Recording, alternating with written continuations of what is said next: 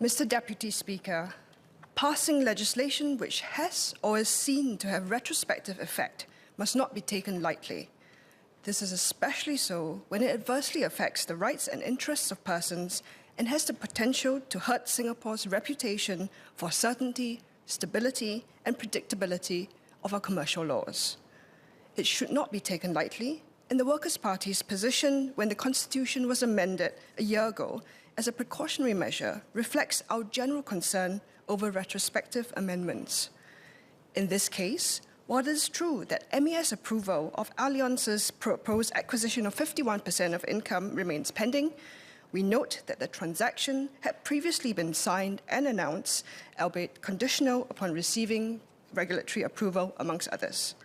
It can thus be seen to be a live transaction.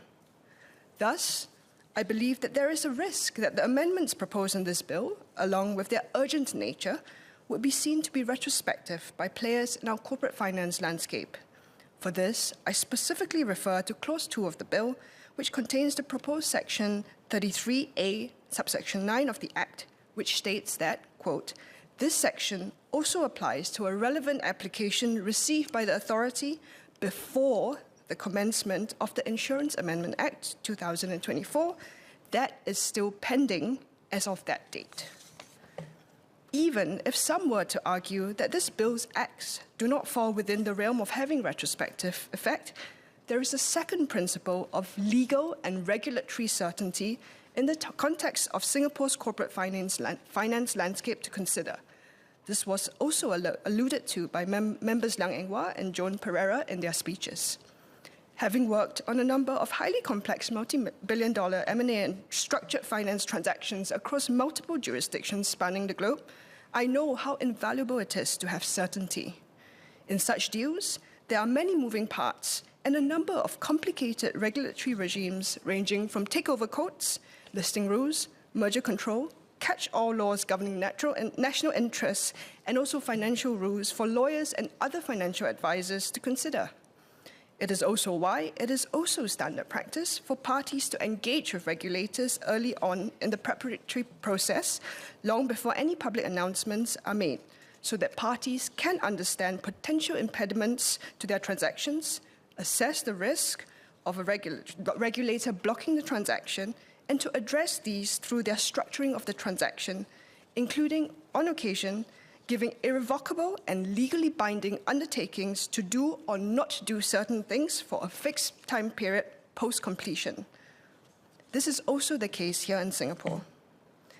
It is also fair that we ask whether the amendments proposed in this bill, especially under a certificate of urgency, which was last used during COVID, are in fact strictly necessary to provide the government, through MAS, the legal power to block the Allianz acquisition of income.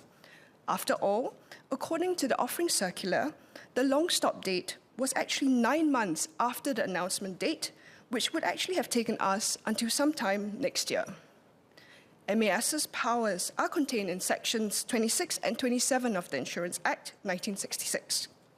These sections provide that MAS may approve an application to obtain effective control or become a substantial shareholder of a licensed insurance company if MAS is satisfied that, first, the applicant is a fit and proper person, and second, that having regard to the likely influence of the person, the licensed insurer concerned will continue to conduct its business prudently and comply with the provisions of this Act.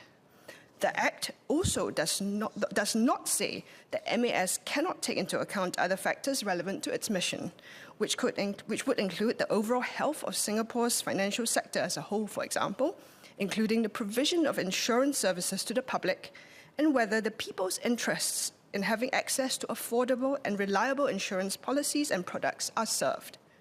Additionally, I note that although income is said to have a social mission, it is also clear that its mission is to provide insurance, which is most definitely a financial service. Thus, whether income, in whatever form it morphs into in the future, conducts its financial services business in a manner that benefits the people of Singapore on the whole, is something that MAS can already take into account in considering whether to give approval under Sections 26 and 27 of the existing Insurance Act. Therefore, I hope that the government can address legitimate concerns raised about how this bill and its passage may be perceived as harmful retrospective legislation and rushed as legislation with its attendant negative impact on our reputation as a financial and corporate hub with certainty over laws and regulations.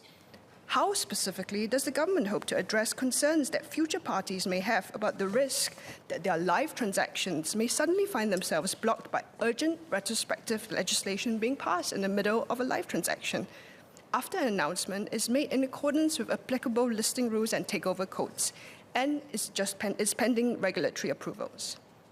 I would now like to turn to some questions arising from the proposed Allianz income transaction, which provided the impetus for this bill.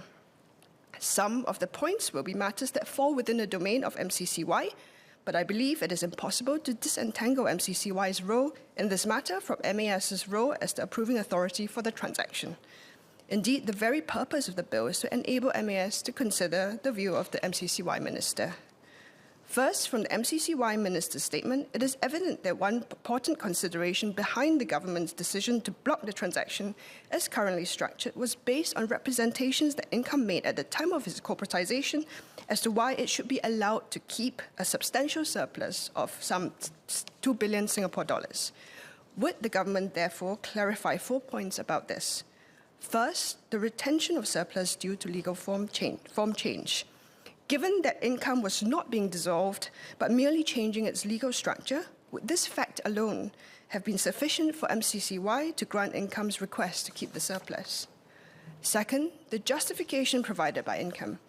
If the above reason wasn't sufficient, what specific representations did income make to MCCY that justified allowing it to retain the surplus? Did income detail any new business lines or initiatives it planned to pursue that would require significant capital, thereby justifying the need to keep the surplus? Third, the link between surplus and social mission. Was there an understanding between MCCY and income that retaining the $2 billion surplus was tied to income's commitment to its social mission? If so, could the government provide more details on this agreement and how the surplus was intended to support that mission? Fourth, future restrictions on returning surplus to shareholders.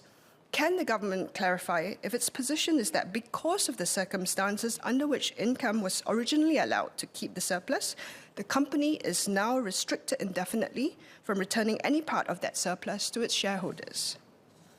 The philosophical question underlying these 4 specific questions is, what really is income's social mission? During Monday's ministerial statement, the MCCY minister also referred to a lack of assurance that income would preserve its social mission post-completion should Allianz become its majority shareholder. Could the government elaborate on this and articulate again what it sees as income's social mission now and going forward into the future? After all, landscapes have changed dramatically since its founding over 50 years ago in 1970. Specifically, would income's social mission lie in the areas of life insurance policies, or whether other areas such as health insurance may be more important and the focus of a socially oriented income? It is important that this issue be viewed looking forward at the overall big picture. It is important that this issue be viewed looking at the overall big picture. We can point to Allianz's offer document, which mentions that it would continue to honor income's participation in national-level insurance programs, continuing its charity commitments, providing low-cost schemes to union members, pledging $100 million over 10 years from 2021 to promote social mobility and support the well-being of seniors, are worthy moves to be sure. However, if we leave the question of what is social mission unanswered, it risks presenting these specific and perhaps narrow matters as central, while missing the wider picture of how income is fundamentally able to fulfill its social mission as an insurer. To conclude, the Workers' Party supports the government's blocking of the proposed acquisition in its current form on public interest grounds based on publicly available information, especially given the concerns that my colleagues and I had raised in this chamber in August. Therefore, we will not be rejecting the bill. However, we believe that the downsides to whether this bill will be seen to be rushed and retrospective legislation making, and this assault on legal and regulatory certainty that changing legislation in the middle of a major life transaction means that we would need to register our abstention on this bill. Thank you.